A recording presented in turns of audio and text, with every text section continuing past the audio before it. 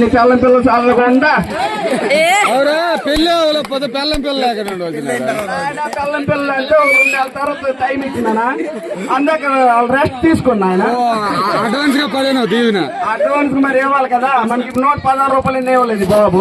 అప్పుడు అంత కోరెన్ను మేక పిల్లని ఒకటి పంచి పిల్ల అయితే సింహతి రప్పన్న చెప్పొచ్చు ఆయన. నేను ముసలోడిని కొద్ది కొళ్ళు కనపడదు ఇవి కనపడదు ఆదోడును ఏడు చేస్తాము మంత్రాలు రా మంత్రాలు అది అలా వదిలేదు మంత్రాలు మైక్ పెట్టారు దగ్గర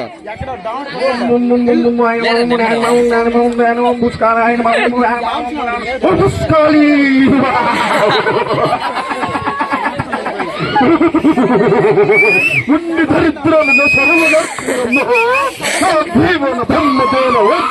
వెళ్ళిపో నీ లవ్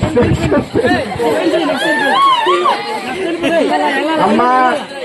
నేను నాకు వస్తున్నాడు రాదు ఎవరైనా వచ్చి లేపగలరా? మన గేదె తాత ఉండడు అప్పుడు గేదెలు పాపయ్యాలి కొద్దిలో తెలియదు పాప తాత ఎంత మంచి తెలిసింది మీకు ఊరికేనే ఆ పరిస్థితి అయిపోయినా ఆయన ఏ బాబు చెప్పా నువ్వు చేస్తుంది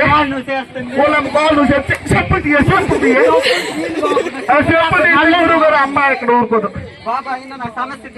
నీ సమస్య చెప్పండి. ఎగ్జామ్ రాస్తాను కానీ మార్కులు రావు. మైక్ దగ్గర ఎగ్జామ్ రాస్తాను మార్కులు రావు. ఏం మార్కులు అవి?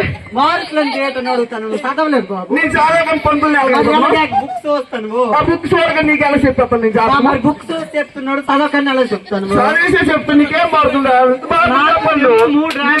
మనుషులే లేదా చదువులోనే లేదా ఏదో చెప్తాను చెప్తాను. నీకు ఉందా? చదువు ఛాన్సులు కదా సరే చెప్పులు తీయాలి. నా ముసలికారు ఇరిగిపోద్ది కానీ మన పిల్లలు చదువుకుంటే ఇక్కడ ఫెయిల్ అయిపోతే మార్కులు ఎక్కువ రాలేదు. నా దగ్గరకు వచ్చినా కదా మార్కులు ఫస్ట్ కోరండి ఆయన. నా ఈ బుదే 100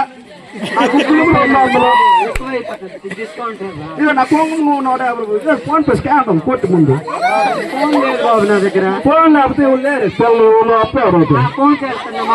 ఇప్పుడు ఎవరు నాకు ఇప్పుడు 100 రూపాయలు చేస్తారు. ఎవరు ఎవరు 100 రూపాయలు నాకు 100 రూపాయలు ఎవడా పెనలేడా చూడరా ఆయన పెనలేడా అయితే